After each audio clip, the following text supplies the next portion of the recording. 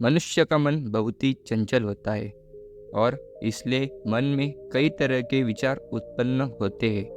क्षण भर में ही व्यक्ति का मन कई चीज़ों को सोचने लगता है। इसलिए तो कहा जाता है कि मन को काबू करना आसान नहीं, लेकिन गौतम बुद्ध का मन को नियंत्रण करने का आयामों के बारे में भी बता चुके हैं। मन में विचारों का आना गलत नहीं है, लेकिन मुश्किल तब हो जाती है या विचार ऐसी परिस्थिति में गलत होते हैं जब मन में अश्लील विचार आते हैं। कभी कभी तो ना चाहने के बावजूद भी मन में अश्लील विचार आते हैं। अगर आपके मन में भी ऐसे विचार आते हैं तो गौतम बुद्ध की इस कहानी से आपके विचारों में जरूर बदलाव आएगा। बुद्ध अपने भिक्षुकों को उपदेश देने के साथ ही उन्हें भिक्षाटन के लिए भेजते थे। एक बार उन्होंने अपने भिक्षु भरत को भिक्षा लेने के लिए एक श्राविका के घर भेजा। भरत पूरे रास्ते मन में यह सोचते हुए श्राविका के पास गया कि आखिर आज भिक्षा में क्या भोजन खाने को मिलेगा, क्योंकि भरत चंद्रवंश के राजकुमार थे और बुद्ध के सानिध्य भिक्षु के रूप में दीक्षित हुए थे।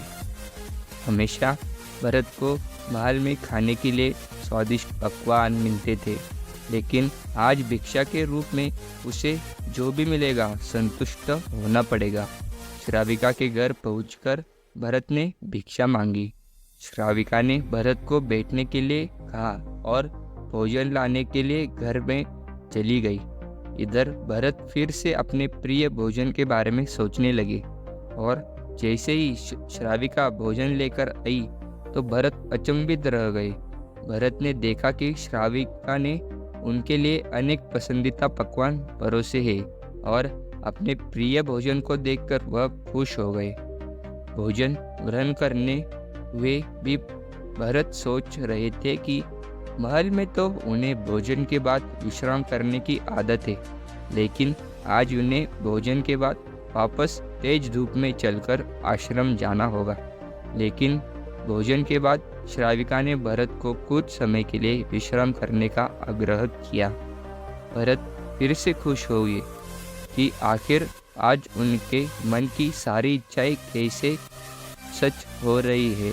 इसके बाद भरत कुछ देर विश्राम करने लगे, लेकिन विश्राम करते हुए भी लेटे लेटे वह सोचने लगे कि आज तो मुझे भोजन के बाद विश्राम करने को मिल गया, लेकिन ऐसा रोज रोज नहीं होगा।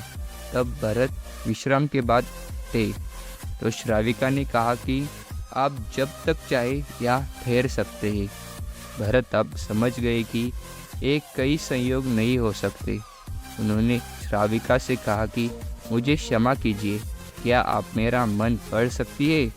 श्राविका ने हाँ में उत्तर दिया और कहा कि हाँ, मैं मन पढ़ सकती हूँ।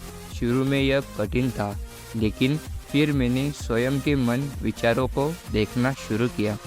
पहले मेरे विचार की संख्या अनगिनत हुई करती थी, इनके बाद मैंने विचारों पर ध्यान केंद्रित किया, बिना पक्ष विपक्ष के अपने विचारों को देखने लगी। इस तरह से धीरे धीरे मेरे मन में विचारों की संख्या कम होती गई और सारे व्यर्थ विचार दूर हो गए। इसके बाद से ही मैं दूसरों के मन में चल रहे विचारों को पढ़ लेती हूँ। हालांकि श्राविका की बात सुनकर भरत घबरा गए। इसके बाद भरत ने श्राविका से आज्ञा ली और आश्रम के लिए निकल पड़े। रास्ते में भी भरत फिर से मन में आए विचारों का स्मरण करने के लिए श्राविका के बारे में उसके मन में अश्लील विचार भी आए थे। श्राविका ने उसे भी जान लिया होगा, वह मेरे बारे में क्या सोचती होगी। भरत खुद को लज्जित महसूस कर रहे थे। बुद्ध ने भरत को पास बुलाया और कहा कि क्या हुआ है तुम, मुझे सारी व्यथा बताओ। भरत ने सारी बातें बुद्ध को बताई। इसके बाद बुद्ध ने कहा कि अगले एक हफ्ते तक तुम भिक्षाटन के लिए उसी श्राविका के घर पर जाओगे, लेकिन तुम्हें इस बात का ध्यान रखना होगा कि कल भिक्षाटन के लिए जाते हुए तुम अपने चित्त को पूरे होश में रखना। तुम्हारे भीतर क्या विचार उठे उन पर ध्यान केंद्रित करना, और यह भी ध्यान रखना कि तुम्हारे मन में कोई वासना उठ रही है। तुम कल इन सभी चीज़ों को ध्यान में रखकर जाना और इसके बाद मुझे वापस आकर बताना। अगले दिन भरत भिक्षाटन के लिए बुद्ध के बताए अनुसार वह पूरे रास्ते में अपने होश को जागृत रखते हुए चल रहे थे।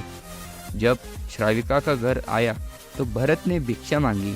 उसके भीतर कोई वासना नहीं थी और ना ही कोई विचार उत्पन्न हो रहे थे, क्योंकि उसने अपने मन को पूरी तरह से जागृत रखा था। भरत ने भिक्षा ली और आश्रम चला गया। भरत ने बुद्ध को प्रणाम किया और कहा कि आज उसे जिस आनंद की अनुभूति हुई वह पहले कभी नहीं, और ऐसे ही उसके मन से अश्लील विचार चले गए। तो कैसी लगी आपको ये कहानी कमेंट सेक्शन में ज़रूर बताएं और हमारे चैनल महायोगी की बातों को सब्सक्राइब करें। धन्यवाद।